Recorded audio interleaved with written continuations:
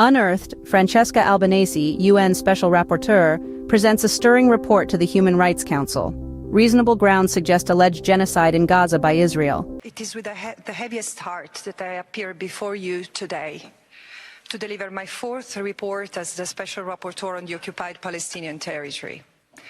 Following nearly 6 months of unrelenting Israeli assault on occupied Gaza, it is my solemn duty to report on the worst of what humanity is capable of and to present my finding, the anatomy of a genocide. History teaches us that genocide is a process, not a single act. It starts with the dehumanization of a group as other and the denial of that group's humanity, and ends with the destruction of the group in whole or in part. The dehumanization of Palestinians as a group is the hallmark of their history of ethnic cleansing, dispossession, and apartheid. In the words of Edward Said, Palestinians were made orphans of a homeland by the creation of the State of Israel and its continuous policies, intended to erase their presence from their land. Genocide is defined in international law as specific sets of acts committed with intent to destroy in whole or in part a national, ethnical, racial, or religious group as such. It is often referred to as the crime of crimes due to its complexity and because of the challenge of proving the specific intent as the Convention requires. And yet, this complexity is not about the creation of a hierarchy among atrocity crimes.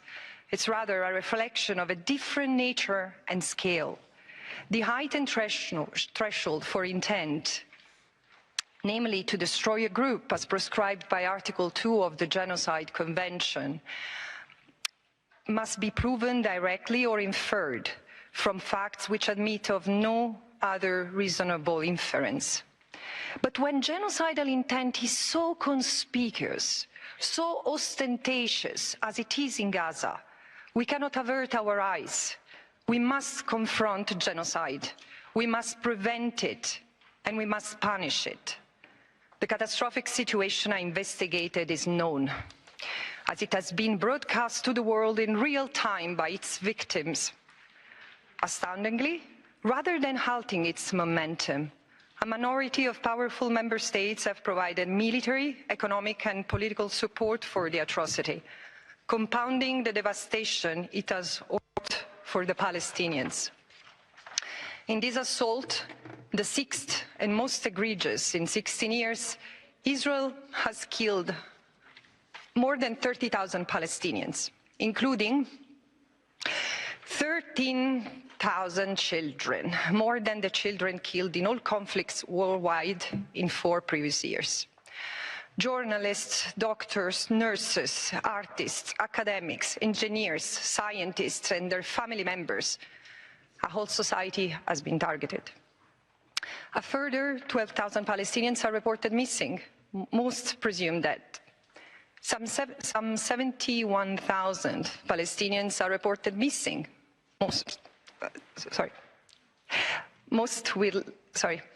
Some 71,000 are injured, most with life-changing wounds, made worse by the decimation of the healthcare system and overwhelming unsanitary conditions created in Gaza. In the first 2 weeks, Israel prevented all humanitarian aid from entering Gaza, and in the ensuing months, it has imposed extreme restrictions of water, food, electricity, and fuel. Israel has blocked the entry of medical supplies, including anesthetics, incubators, and even baby formula. Convoys have hardly reached northern Gaza. The deliberate policy has induced rapid and sustained severe food insecurity in the entire population, with those trapped in the north forced to eat animal feed and grass. The occupying power has also undermined UNRWA, the main lifeline to Palestinians in Gaza. Growing numbers of Palestinians are dying of starvation as we speak, and the hostages and their families have also not escaped these devastating circumstances. The collective scars of those who survive are certain to last generations. In the initial weeks of the assault, Israeli forces killed around 250 Palestinians daily through an apocalyptic arsenal of weaponry on one of the most densely populated places on earth. 25,000 tons of explosives, equivalent to 2 nuclear bombs, unguided munitions, and hundreds of 2,000-pound bunker busters were used to level entire neighborhoods. The ground offensive changed the pattern, but not the scale of destruction. In less than 6 months, Israel has destroyed Gaza, erasing or severely damaging almost all civilian infrastructure and agricultural land, most of homes, healthcare facilities, telecommunication infrastructure, every university, most educational facilities, municipal services, mosques and churches, and innumerable cultural heritage sites, which are integral to the social fabric of Palestine. Israeli soldiers have published footage boasting about their killing of families, mothers, children, the bombing of homes, mosques and schools.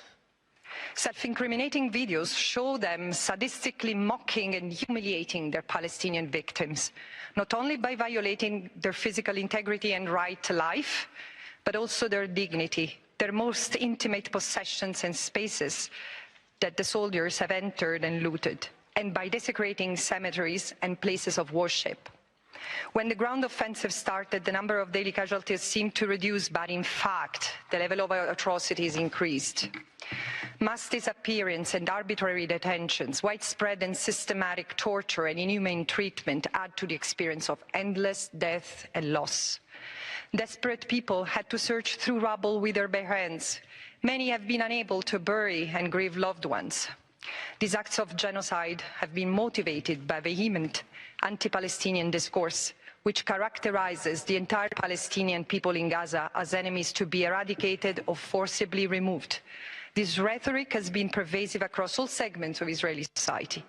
That Israeli high-ranking officials with command authority routinely called on soldiers to annihilate the people of Gaza is compelling evidence of explicit and public incitement to commit genocide.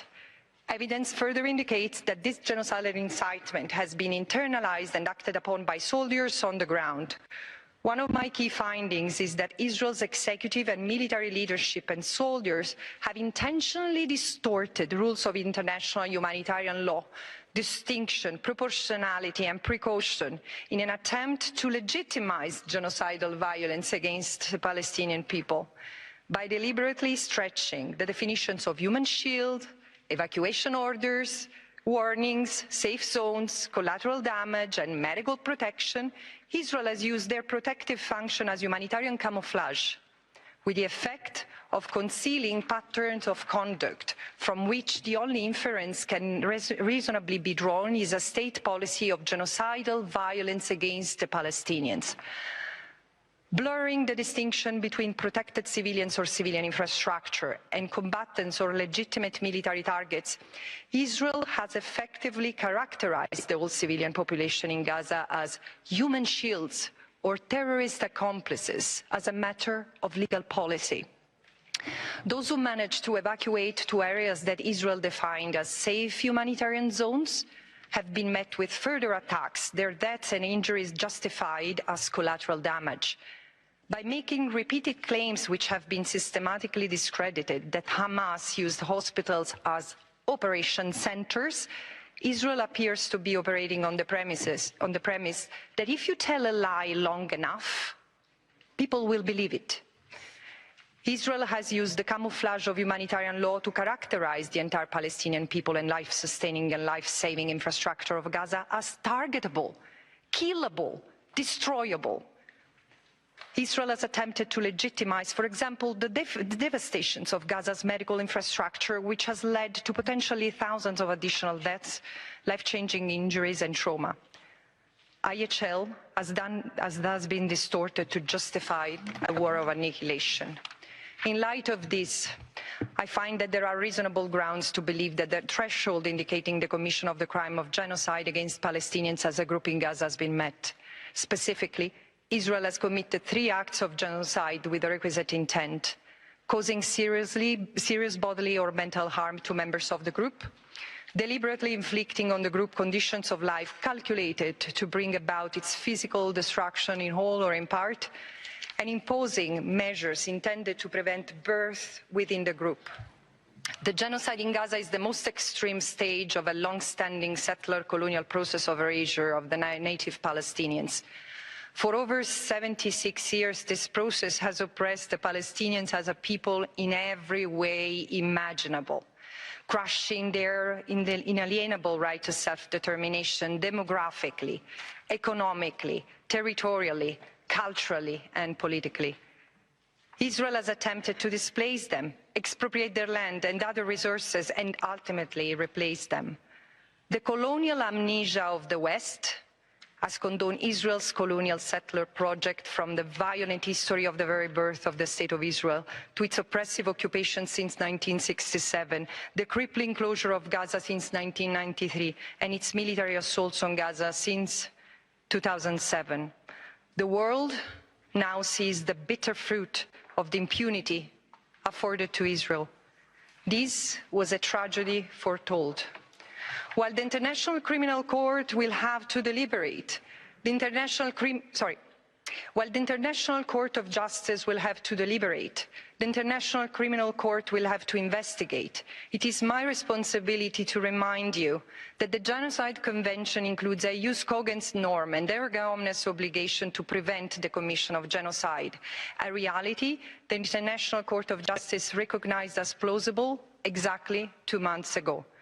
The time for states to act was then, and as they did not, the time is now. In this darkest hour, the international community cannot continue to ignore that it's Israel's project to rid Palestine of Palestinians in defiance of international law and the world's failure to call Israel to account that has led to genocide laid bare in Gaza. Denial of the reality and the continuation of Israel's impunity and exceptionalism is no longer viable, especially in light of yesterday's binding Security Council resolution. I implore member states to abide by their obligations, which start with imposing an arms embargo and sanctions on Israel, and so ensure that the future does not continue to repeat itself. Thank you. I thank you.